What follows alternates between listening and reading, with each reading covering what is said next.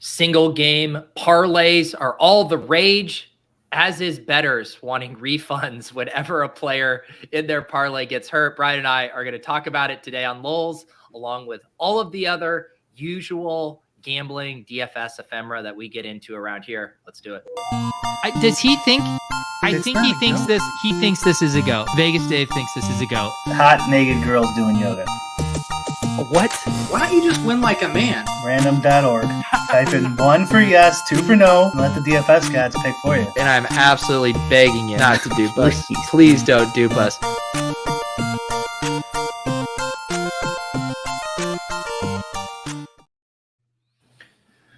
Good afternoon. Good mornings to Marcus. Willis is fired up. Brian, how we doing?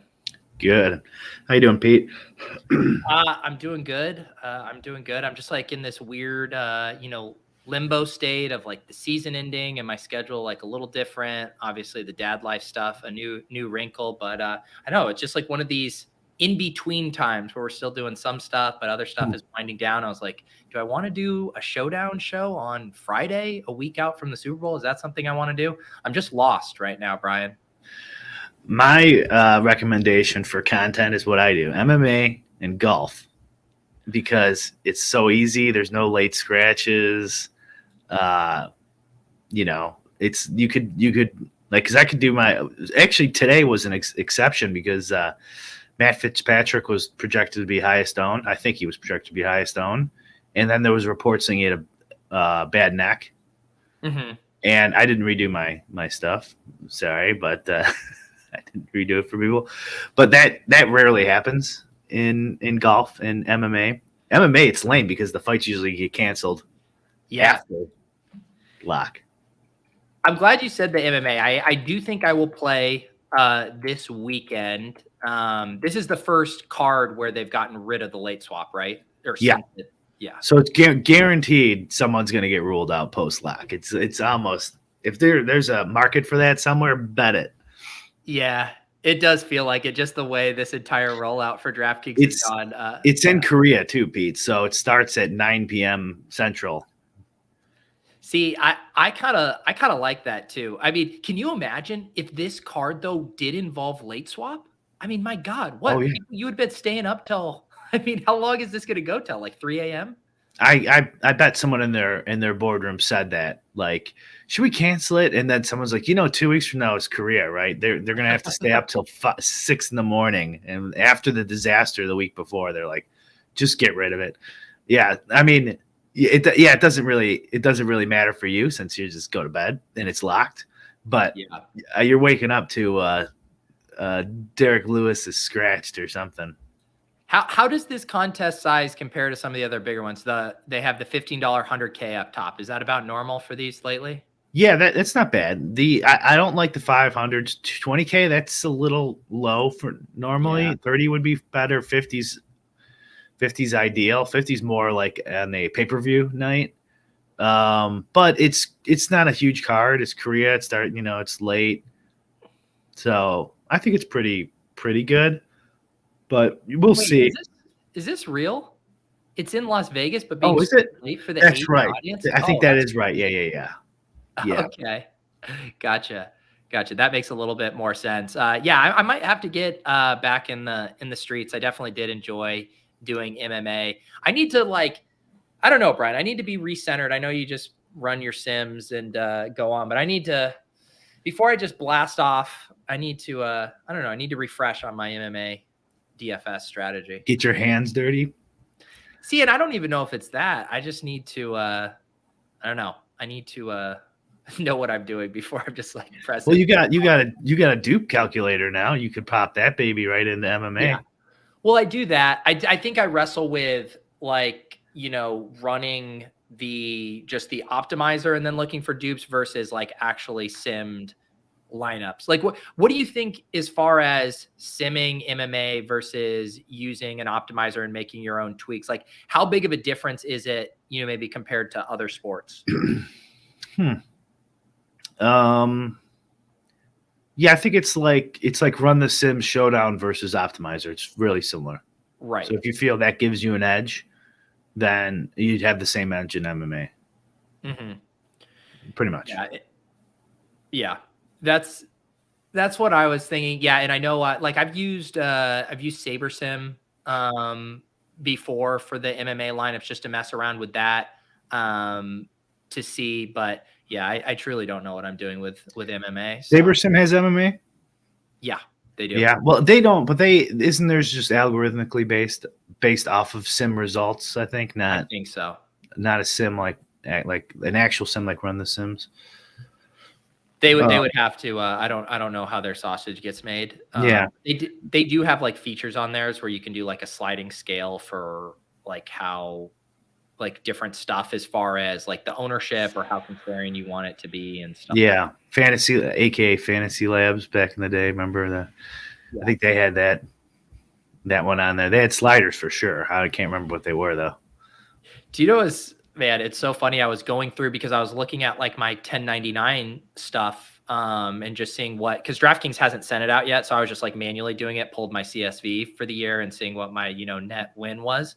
And I thought for sure I was going to be like slightly down or not profitable this year just because of NFL. And I was up on the year and I forgot that I won a UFC tournament last year in January, and it was a hand build. I was with my friends in Tahoe and we were going to watch the fight that night. And I was like, guys, this is on me. Let's just build an MMA lineup. And like, it ended up just fucking hand building the nuts like on the MMA. And then it one of those moments that make you question everything, because then I had grinded a bunch of slates, looking at ownership and all of that, building it. But it's the one hand build lineup that I won like $3,000 on. Oh my God. Injury tournament. It's just ridiculous. That's going to get you addicted to hand building right there. That kind of thing. Yes, Johnny, where do you do the dupe calculator from? Yeah, just in my own internal spreadsheet. Although Brian and I might, I don't know. Brian and I might be in the lab, maybe a way to bring that to you guys this off season, right, Brian? Sure. Yeah. Yeah. If we could get these coders to do anything. Whatever happened to the MMA lolz contest? Yeah. You know what? I have been messaging with my DraftKings guy who gets me the rake-free listener leagues for the NFL. And I had actually just asked him, hey, could I get one more rake-free for the Showdown Super Bowl? Maybe I should mention him and message him and be like, we'll just start with like a 25-person rake-free or 50 or whatever we think we can fill just for lolz listeners, little MMA. We could try to get that going. Oh yeah, we could fill 50, I'm sure. See, I get stubborn with it. Like with mine, I made it exclusive for the Deposit Kingdom Discord. And so I was always trying to find the sweet spot of getting as many people in who wanted without ever having to promote it outside of the Discord. We'll start in Discord, and then if it doesn't fill, then do it. Then you do the panic. Yeah. We can post it in mine too. I'm assuming people come to mine to look for the ownership and projections and stuff. So yeah, I like it. Matt asking, has Bric ever looked into parlaying some of the chalky favorites that he's fading to hedge some of his lineups? I feel like we've talked about this before. Sure. Yeah. Not the main sports really, but in MMA, I think I've hedged for significant money with other DFS players, like a lot, like 70K once I got because I hedged. Maybe it was probably somewhere around there. And if I didn't hedge, I would have lost.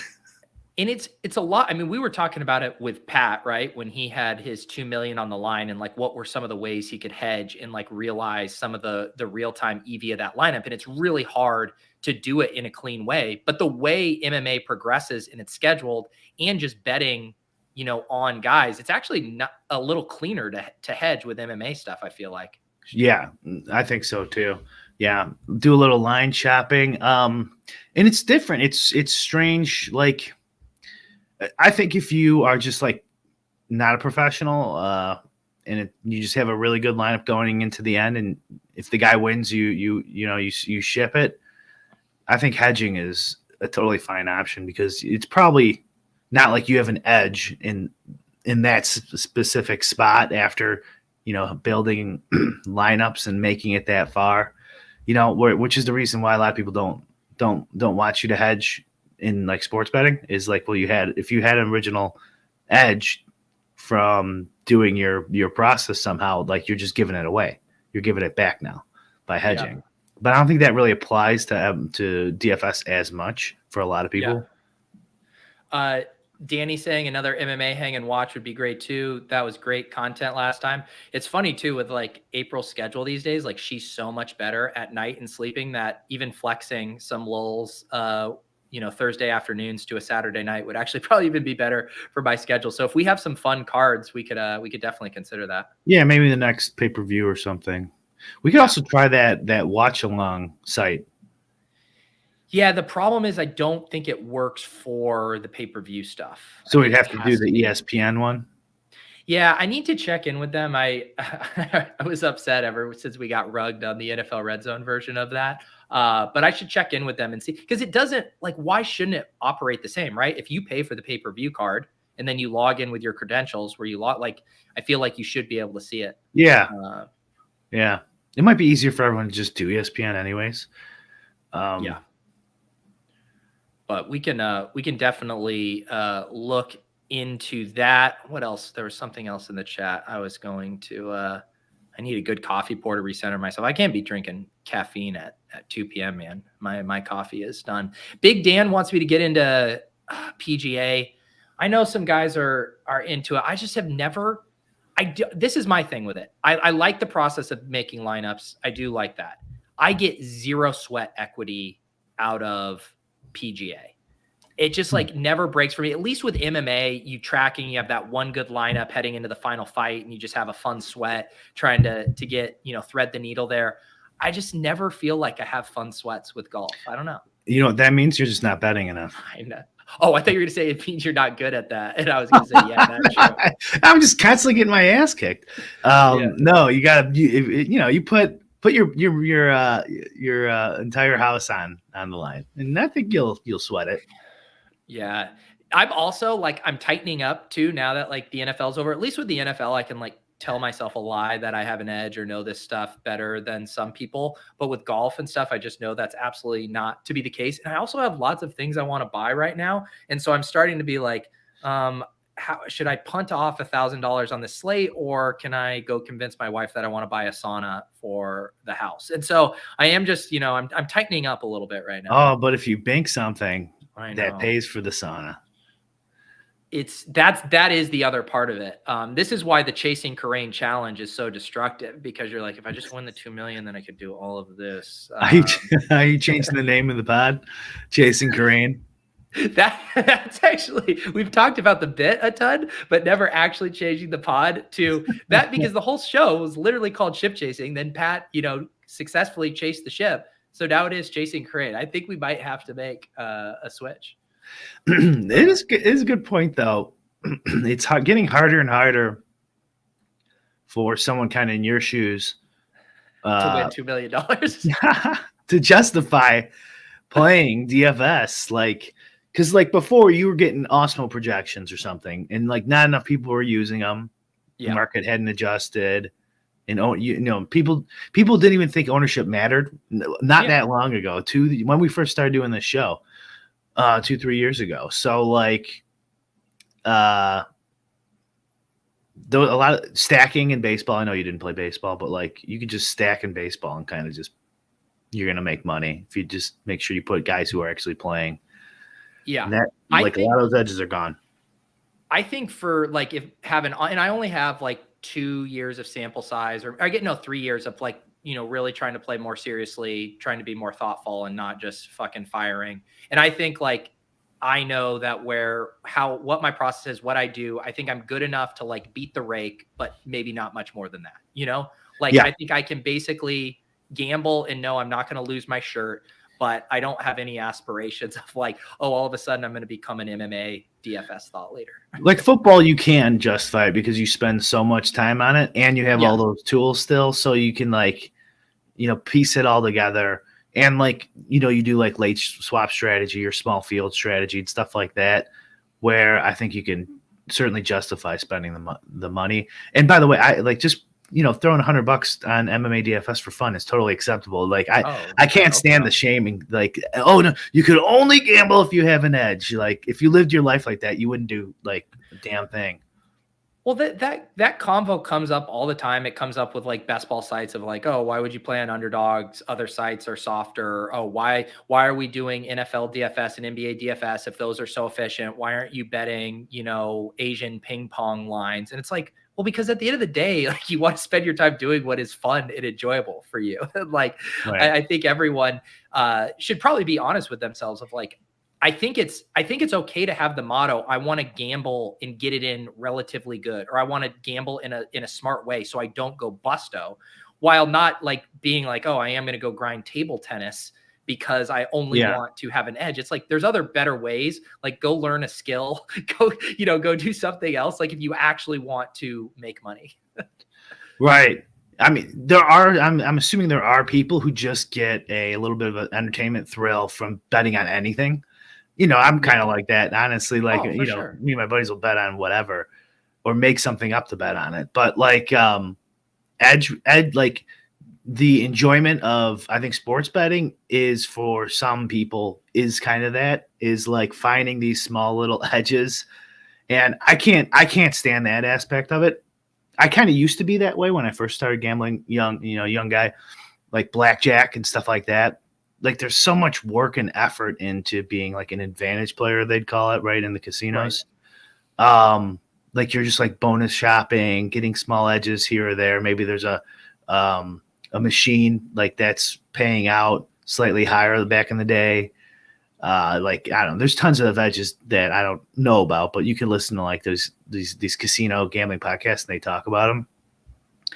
And like I feel like that's like a young man's game or something, like a hustler's game. Like not hustler like taking advantage of people, but like hustling, like really try hard and trying to find all these edges. I think like Blender's kind of like that. Blender's like an old school gambler. Like me and him, they came up at the same time. We're at the same age, and I know we read the exact same books probably back then. And that is probably his, like, I think best strength as a gambler is he does look for all these small edges, and he's just like, I don't know if you've listened to his podcast, but I think he's like done playing GPP Draftkings, and he's just playing like 4-mans or 3-mans or something. He has like some like little micro strategy, and now he plays poker. He's back to playing cards. I did see one of his tweets that he was inspired. I think he launched a poker podcast. He was inspired by Sammy Reed. And I actually, I haven't got a chance to listen to Blender's poker one. I have been listening to Sammy Reed's poker podcast. I don't miss a single one. It's very fun. I haven't played poker in forever, but I love listening to him break down his hands and just kind of stay in the mindset and play a hand along with him has been very entertaining. Yeah. I saw him on Blender's pod and another one. He's just very likable too, Sammy Reed.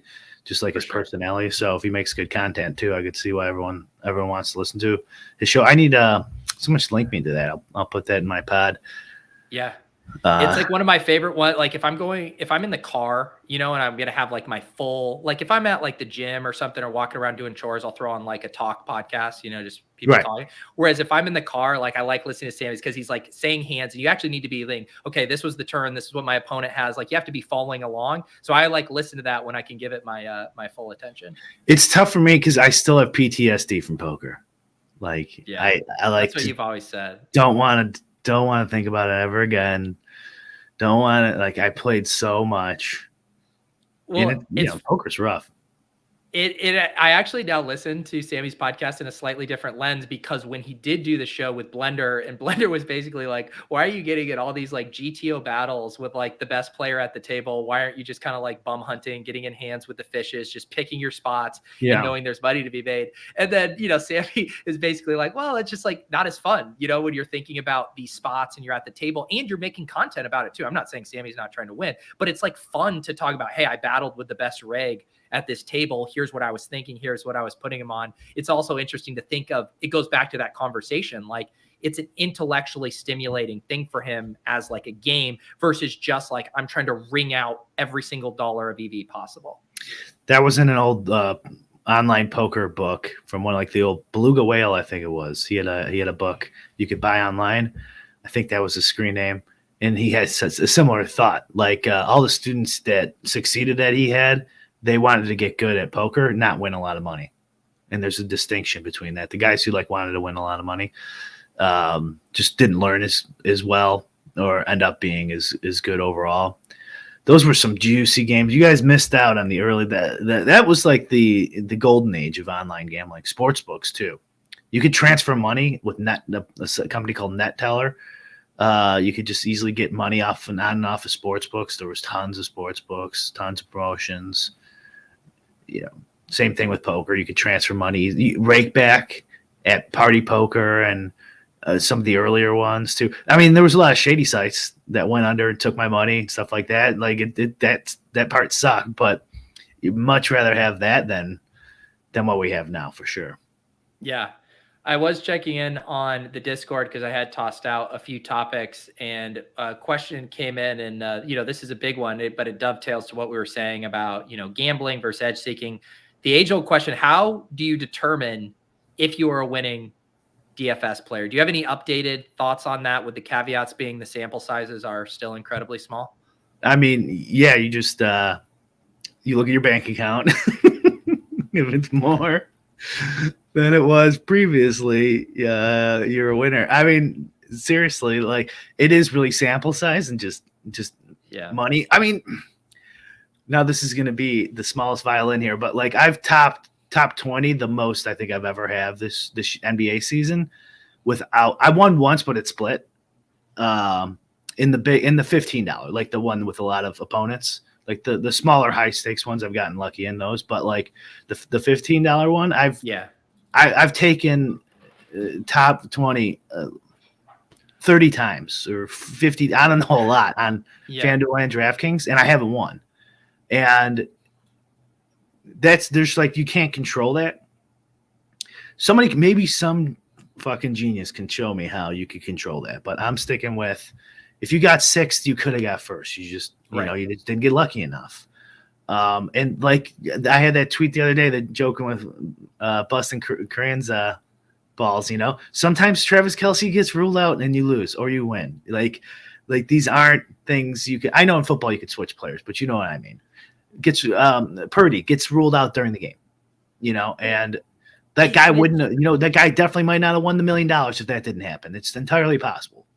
It's so true. I mean, I was the Leone. I was saying he was showing me one of his lineups. He finished like third in the power sweep or in some stuff over I think it was the conference weekend, just the 2-game slate. And he was down early and he pivoted Kadarius Toney to MVS and like goes for basically like barely breaking even to finishing third, like on a single late swap. Like the margins are so thin at the top there, especially on those condensed slates. Yeah, and you can't like go back into your spreadsheet or your code or your hand builder's toolbox, whatever you have, Pete, on the side of your table, and then find something in there that's gonna be like, oh, this is why I took fifth and not first. If I just tweak this little thing, that guy would have made the basket because I lost by 2.5 points or a 3-pointer or something. Like, no, that's nothing you can control. Like in the I got lucky and won a NBA Finals seat for DraftKings because I never enter those, but occasionally I'll throw one in. And like if you don't get first, it's like you just don't get anything, basically. Yeah. You won a seat. So you're not going to go to Denver? Probably not. I got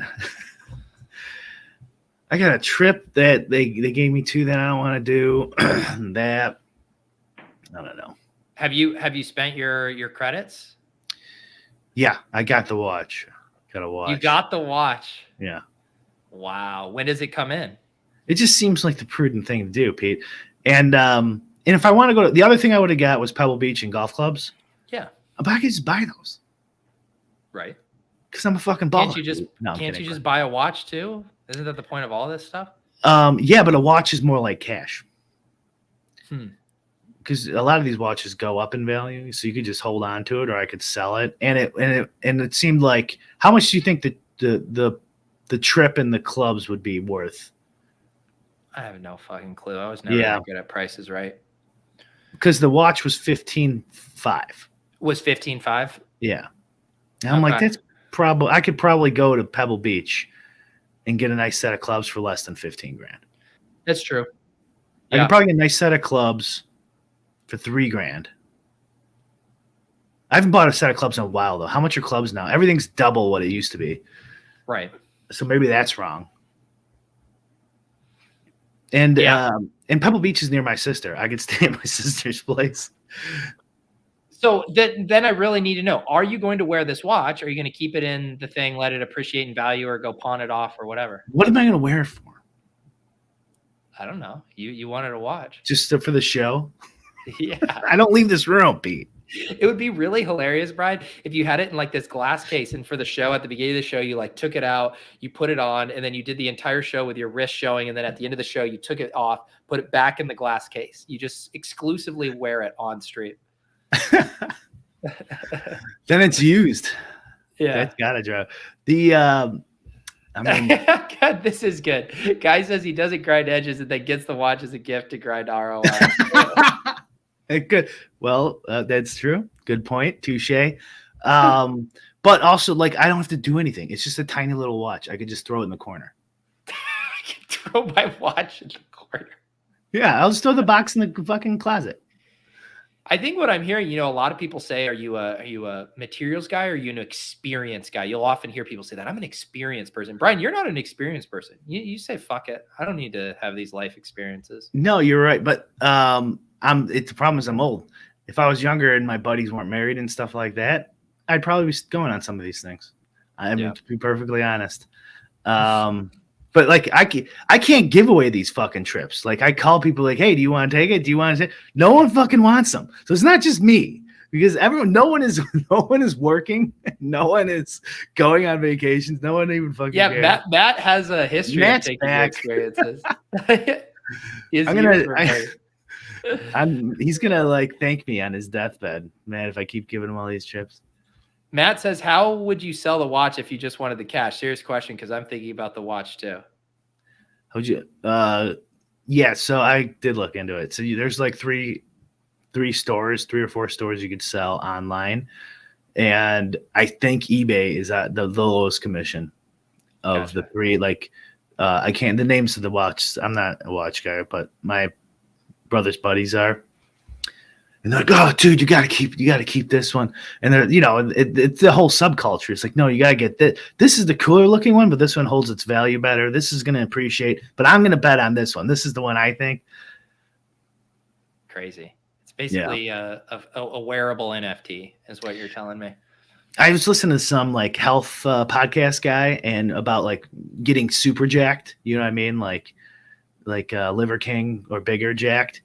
And he's like, stuff like that, and this includes watches and like Ferraris or something like that. Like the last 30% of your muscles or the expense of the watch or whatever is for dudes. It's not for girls, like impressing girls. Like everyone thinks it's for impressing girls. He's like the $3,000 watch will be like, oh, he's a classy guy. And then the $100,000 watch is to impress dudes, right? And so, like getting in Brad Pitt shape, girls like, oh, he's really fit. Getting in Liver King shape is like guys are like, holy shit, that guy's fucking jacked, right?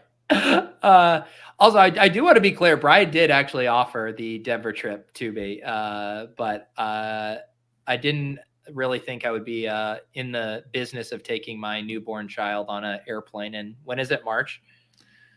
Yeah. A little early.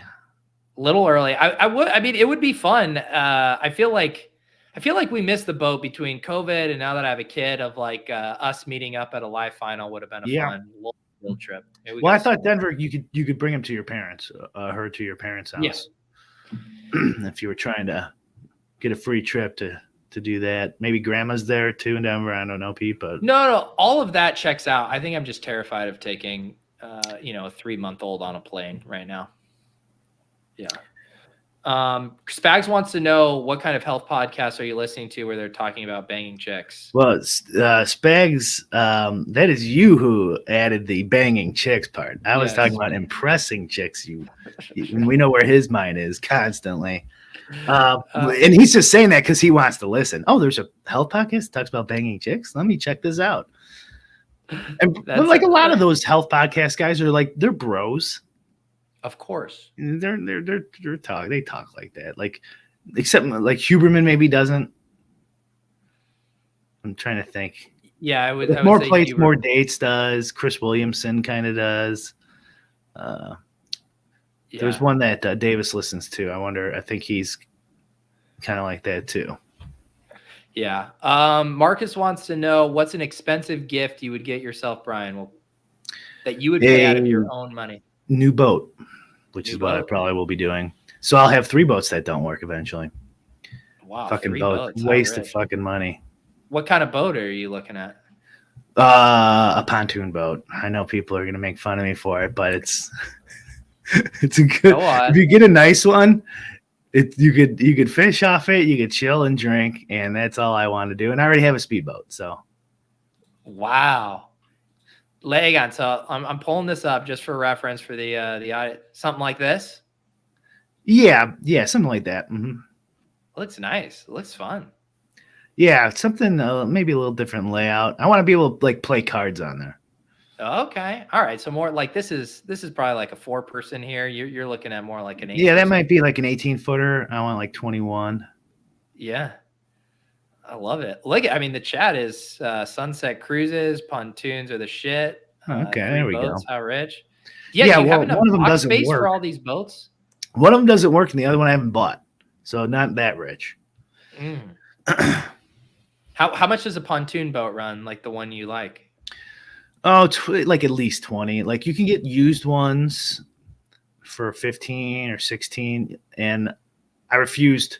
Like my old man wants to get something dirt cheap and then fix it because that's what he can do it. I'm like, I'm not doing it. I'm not doing it. I want something that's decent at least. But they get expensive fast, so you can easily get $80,000, $100,000 pontoon boat. Man, some of these DIY people are just insufferable. I see them pop up on my TikTok and they're just like, this is how we decided to turn our basement into a full-blown movie theater and game room. I'm like, just relax. Right. Just pay someone to do that. Unless, I've been watching The Last of Us. Unless a zombie apocalypse breaks out, then I want those people all around me.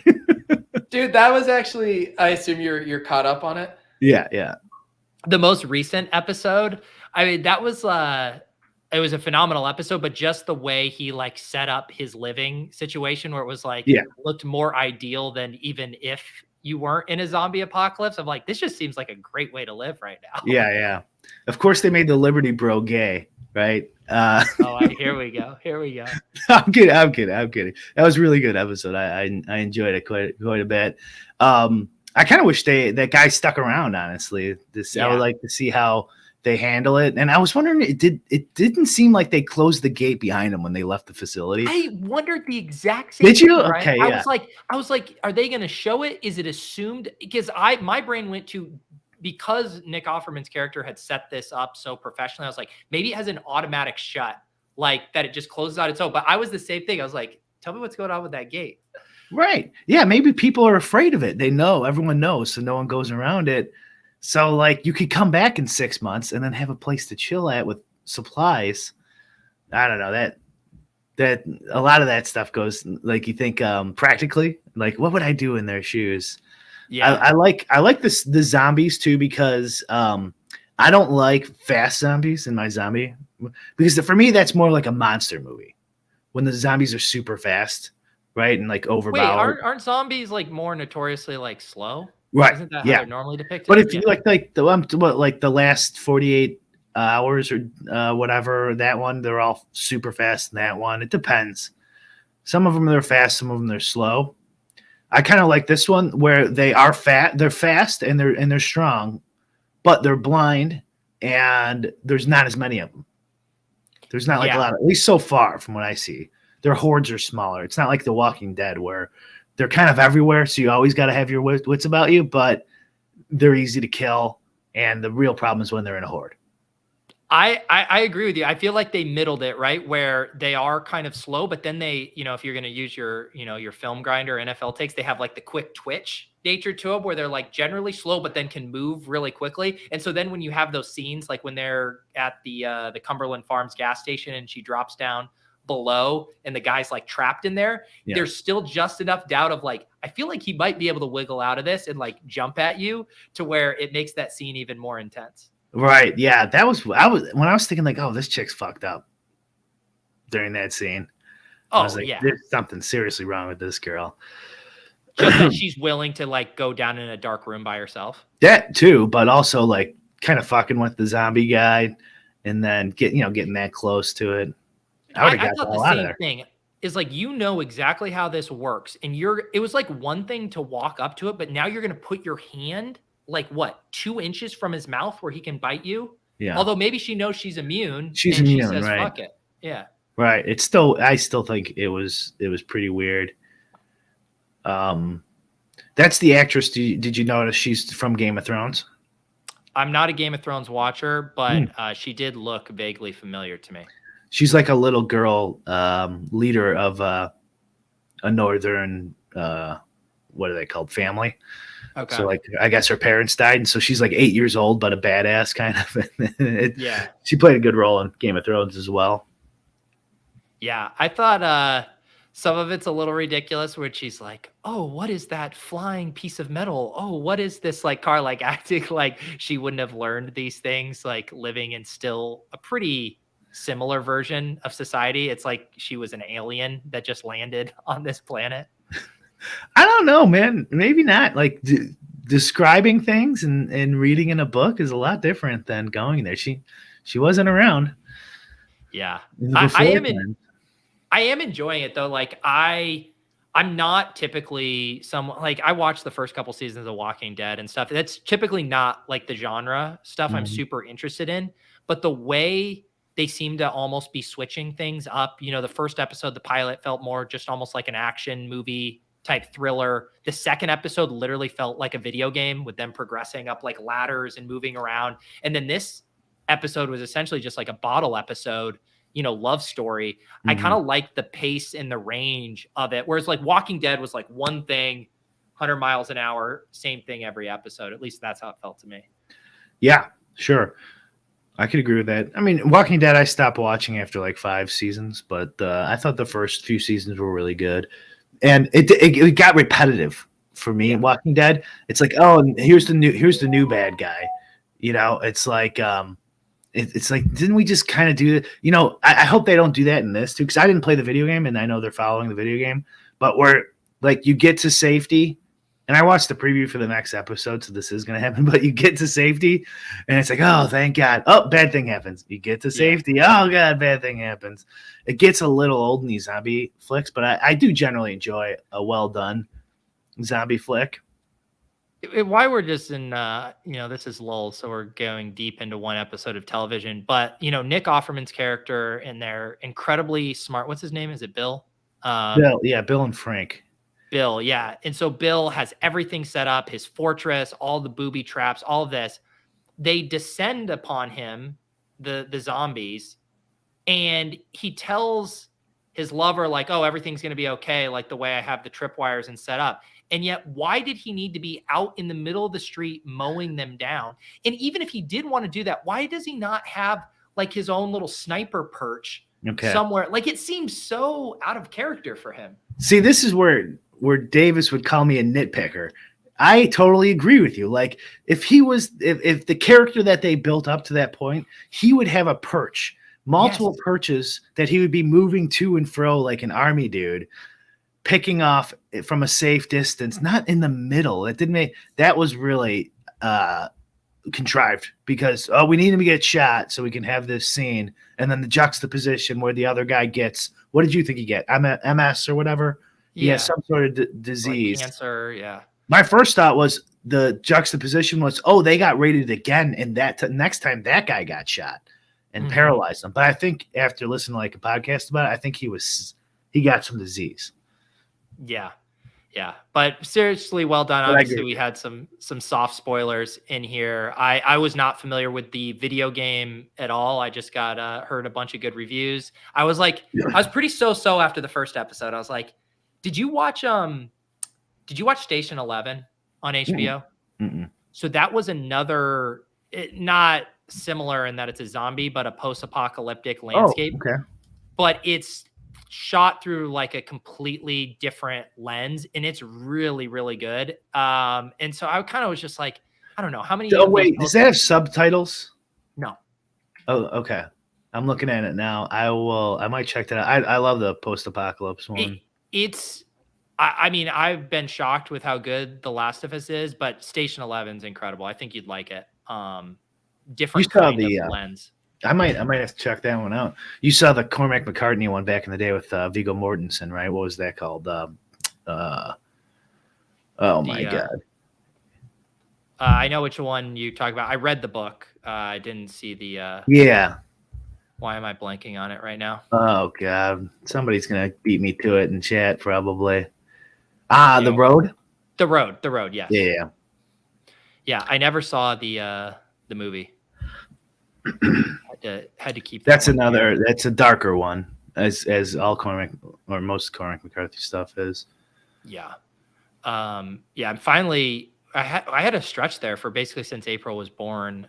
I finished White Lotus because I think there was an episode or two left of that. And then I just had not been watching any TV other than football. And then finally watching The Last of Us now because we're getting a little bit more time at night.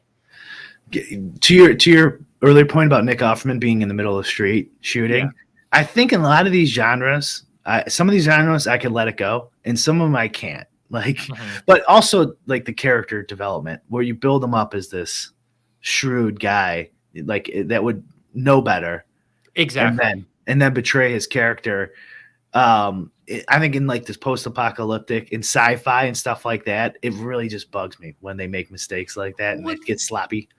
The opening scene is him in his basement with a wall of security footage, like just being as smart as possible about eluding these guys and worried about his security. It was such a break of character. I guess someone in the chat was saying too that maybe he wasn't thinking straight or, he got caught up in rage, but it did seem very out of line for his character.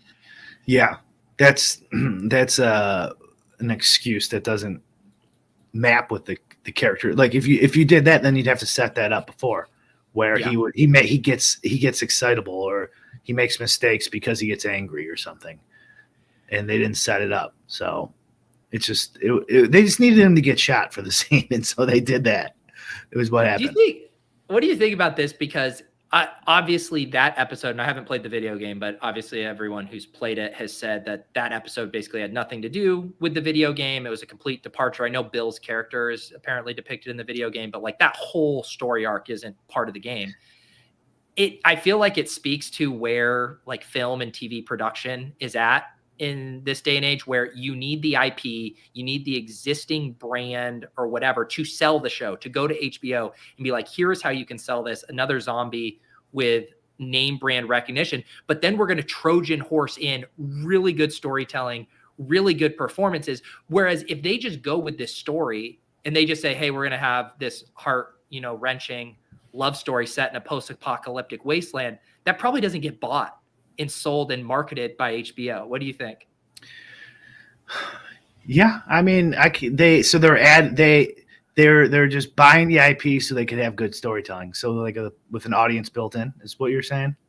I'm just saying, like, I don't think if they just went with that episode or that kind of story and they didn't have like the video game IP surrounding it, that HBO would have been as excited to like market it and sell it. Like basically all these people rush to watch this. And now you're actually getting this, like, what to me was like surprisingly good storytelling and departure from what I just thought a zombie show based off of a video game would be. So I think you're right in a lot of circumstances, but in this one, the guy who wrote the episode is the guy who made the game. Okay. And from what I saw was it was different from the game because at the end, the one guy kills himself by himself and leaves a note that he hates the other guy. So it wasn't a love story in the game. Yeah. But he personally changed it. Interesting. Yeah, and I know it's the director who did the Chernobyl series on HBO is the guy behind this as well. The guy who created the game is the one who's like writing all the stuff. I'm sure they work together because they changed the zombies aren't the same. To like the in the game, this is two guys here who haven't played the game talking about it, but the zombies, like they're the spores could get in the air, so they're wearing masks a lot of the time Yeah. to not get it, and that does make for a bad TV with your lead actors wearing a mask. Although Mandalorian pulled it off with the same actor, but that does make for bad TV. When I say the word Trojan horse, Johnny, I just mean like if HBO just wanted to say, hey, we want to do our own version of The Walking Dead, do a spin on it, we'll have better graphics, more resources, whatever, let's just do it. Like they could have gotten away with that. But to have a piece like that where like Nick Offerman's going to win an Emmy from like that performance and that storytelling, like I think it's just surprising that in a good way that they were able to get that kind of story into an overall piece that I would never expect that in, if that makes sense. But yeah, very excited to continue watching that. It was not hooked after the first episode, and now very much hooked. It's very like early 2000s, where now like you're waiting for a TV show to come out instead of just binge watching it when it's over, when it all comes out. It all comes out at the same time, because I would watch this in like 2 days or 3 days if it all came out at the same time. Well, and no, it does speak to just the idea of like more of a monoculture and having shows where the fact that you and I literally have not mentioned to each other Last of Us, talked about it, seen it, or engaged with it all, but the fact that you and I could both just talk about it like this, like there's not many shows where that Venn diagram is actually going to exist. Like you probably didn't watch White Lotus, right? No, not yet. Yeah. And that's a great show that is very lauded and won a lot of awards and stuff like that. But The Last of Us feels like it could like transcend to an even bigger, like mainstream smash hit. Wow. Yeah. I didn't think it was going to be that popular, but I guess so. Yeah. I mean, it's the fact that it's like the people who are obsessed with the video game are loving it. And then people like me who hadn't barely even heard of it are loving it is a pretty good sign. Did you know video games have sold like total grossed more money than movies for 23 years in a row? I did not know that, but it kind of makes sense. Yeah, I mean, I thought when I heard that, I'm like, holy shit, really? Yeah. I could understand after COVID, but like right. For 23 years, wow. Yeah. Did you guys see Valley fever in the news? Some fungi outbreak in the Southwest supposedly spreading airborne. Oh, great. Is that like a Tim Pool report? AJT, I think I saw a headline of that. It's on YouTube. Really? Yeah, I mean, it's in the zeitgeist because of this TV show, so those reports will be popping up. Yeah, the press will never let a good scare, a good scare story go to waste. Yeah, I do see all the big sites that picked it up: USA Today, ABC News, The Independent. I do feel a slight obligation, as we only have a few more minutes here, to talk about what I put in the show notes and on the thumbnail here. But everyone right now, all the rage talking.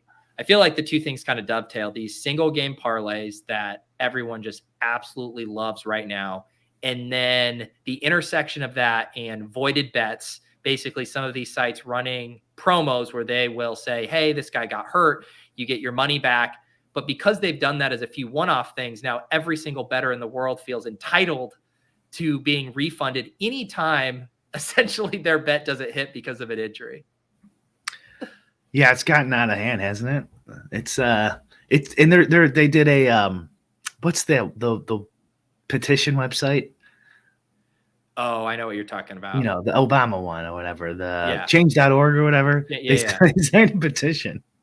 They got a petition going to force FanDuel and Draftkings to refund any bets when there's an injury. If I was launching a sports book, I feel like that email list would be incredibly valuable to me because those are the kind of bettors I would want on my platform. Anyone willing to sign that petition. Oh my God. It's I think it's ridiculous. I mean, what do you think? Oh, of course it's ridiculous. Like you can bet the under on a prop too, right? Yeah. And they have to pay those out. Yeah, exactly. I mean, Travis says sports betting people get everything they want because so much competition within the companies to keep the bad players. Yeah, I mean, and it is a land grab right now to get these guys on the site. I mean, do you think they're creating monsters? Do you think there needs to be more in the fine print of like making it clear that not all of these are going to be refunded, or how do you deal with that? I guess if you void the under, is it the end of the world? So if you void the under and the over, if a guy gets hurt, those under guys are going to be super pissed off, and then maybe they're like, okay, well then we just don't do it either way. Yeah. I mean, I think you just don't do it. Well, I mean, I think Travis makes a good point with the competition, but once that competition starts withering away and the industries consolidate, which a lot of people think, and then they have the whole regulatory capture of the industry, you're not going to be getting shit. You're not going to be getting your bonuses. You're not going to be getting free bets. You're not going to be getting void bets. You're just going to have to do what they say. Oh, yeah. The under group. Yeah, they got lucky. They won. They're under hit. They void it because the overs complain. Yeah, and David Purdom, who covers gambling for ESPN, he has a big article out today. The rise of the same game parlay, America's new favorite way to bet. RSGPs, beatable, a 3-leg same game parlay is the most popular variety at PointsBet, accounting for 31% of SGPs placed in the past 2 years at the sports book. And I feel like it just continues to heat up. We had the guy over divisional round who nailed the first 4 touchdown scores. It's great for the marketing for the sites. These guys aren't calculating the VIG or the hold on these things whatsoever. They really just want to turn $5 into, 6-7 figures or whatever it may be. What if they do this? Bring back, what was that old format? They had a format where you could pick like 5 guys. I can't remember what it was called, like 4 years ago. Why don't they bring that back and make it sports betting and Draftkings? I mean, and what is the thing I do for a living? DFS. And DFS. And so you have it on both of them. I mean, what's the difference between what they want is the $1,000 payout for $20 bet, right? This is what I think everyone consensus thinks, which is fine, by the way. I mean, but single game parlays are just a huge sucker bet. So, like, why not just throw in some sort of cross-platform 5-man tournament? But I guess you're not playing against anyone else in a single game parlay. Right. So I guess there's that. Like, that might be enticing. I think it's kind of bullish for DFS a little bit. I'm still holding like to the strategy I want them to do is to lobby to get rid of the rules so that you have to have the guaranteed prize pool and you can't add any more people. And then, like, hopefully eventually it'll turn into kind of like a lottery. Like, not the rules, like it'll still be DFS and you could beat it in theory. I mean, like, once the Powerball rolls over to $1 billion, right? Everyone's like, I'll buy a ticket, even though I don't play the lottery. Where sometimes these pools on a football Sunday could get to like 10 million or something, or who knows how big they could get. And then all the sports bettors like, I'll throw in $20 into the 10 million, but first, I mean, I know it's a lottery ticket, but who cares? Like, that'd be a good spot, a good place if they could pull that off somehow for DFS to end up at. But they can only do that type of thing if they get rid of that law. And you can see it on some popular slates where the slate fills so early, they start another GPP. That's pretty. And if you let people register up until the last second on the biggest ones, who knows how big some of these Sundays could get? They could get huge. And then pump it. I brought this up last time we talked about this, and I said you would have to be constantly rerunning your sims to reflect the new field size, and that'd be a nightmare for you to get your lineups perfectly optimized. Yeah. And those huge ones, though, like, I wouldn't even. Who cares? Yeah, it's like 100, 300,000 or 500,000. It's like, what of the Super Bowl Showdown contests are you going to be playing? Because they obviously have the like $470,000 millionaire. They have the 444 that has $1 million up top. What's going to be your contest selection? Yeah, I'll probably play them all. Let me look at it now. Somebody asked how much John Sa I have. Justin Sa, I have 14%. The only one I'm thinking about is the $4,000 one. Yeah. Let's take a look at. I'll pull it up. Okay. The payout could be worse, believe it or not. 200,000 a second. Like when I took fourth in the Millie, whatever, like a month or so ago, it was 25K. Right. and this is 100K. That's significantly better. So I don't know how many I'll put in here, but not a lot because I see these as winner take alls essentially. Look at And Ricky. Ricky already getting yeah, in well, here quick. Gets his he has 22 endless entries in. money. He has an endless bankroll. So what? How many do you think you'll put in here? he also has been killing it in showdowns. And so like if Every time I pull up the showdown leaderboard, I see Ricky D. Like doesn't matter which contest it is. so for him it makes a lot more sense. Yeah. He's good at showdowns and he's got a bottomless pit of bankroll. He just takes it from the pile behind him somewhere in the house. Just whatever. Sometimes he uses it as kindling to stay warm and yeah. whatever. He's in Canada. It gets cold there. Yeah. Must be nice. How much is that? 22 times 4. Should I do the math? math? You do it? Yeah. It is just under 100K.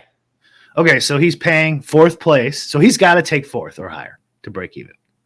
Yeah. But he could take, cash like 10 of those if he cashes half of them. Uh-oh. There you go. Yeah, he hides it in the trees. They say money doesn't grow on trees, but when you're right, that keeps him outside though. That keeps him outdoors. He goes looking for his money. What I was thinking of, I wanted to do one final blast off on Showdown, but I'm just like, you know what? I think I'm going to maybe max some of the smaller ones, like this $10 one that has 100,000 to first and is only 58,000. And when I've been playing, my favorite range for like the showdown size contests has been in like the 50 to 75K ones. I haven't really liked when it's like over 100K. And I mean, 470,000 is just so fucking massive. Yeah. The like the payout structure here looks nice and it is, but with showdowns, like if 50 people tie for first, it doesn't matter. Right. It doesn't matter. Right. I just think it's a little easier with 58,000 to build solid lineups that aren't going to be duped more than 5 times. You would think, and like I'm not sure the Super Bowl is the Super Bowl is good because you get a bunch of donkeys putting money in there because they just want to watch the Super Bowl. But like most of the news should be out well before lock for everyone to adjust to. Right. Yeah. So like the line should be sharp, right? The prop should be sharp, pretty sharp, at least for DFS anyways. Maybe not some of the smaller markets. So like I'm not sure there's a huge edge, but I mean I'm still gonna do it. But yeah. This is the 15, the 10, the power sweep is a pretty good one. Man, 475,000 people. It's just so fucking massive. I will say for just like a pure showdown slate, the Chiefs make this pretty fun. Some of these offenses are so concentrated that you're just like, man, this random dust ball isn't making his way in the lineup. But with the Chiefs, they go so deep at wide receiver and they have so much injury and kind of, I don't know, ambiguity about it that you can like justify some really thin plays who could get there with the Chiefs. Yeah, that's a good point. Yeah, maybe it is a little better. So the running backs and the Eagles, maybe, could be Boston. 3 viable running back plays. Yeah. I guess it is a pretty good slate in hindsight. But I mean, I'm just saying, I think it's true. All Super Bowls, there's just so much. It's the most scrutinized event in all of American every year, right? Sporting event. So you're going to get any little news nugget, and the lines are going to be sharper and stuff like that. That projections won't matter. Like everyone will have the right projections. Yeah. I'm looking forward to that. I'll probably going to do a show on Friday. I will be going. Oh, that reminds me, Brian, I will not be around for lolz next week because I will be flying to Phoenix. Okay.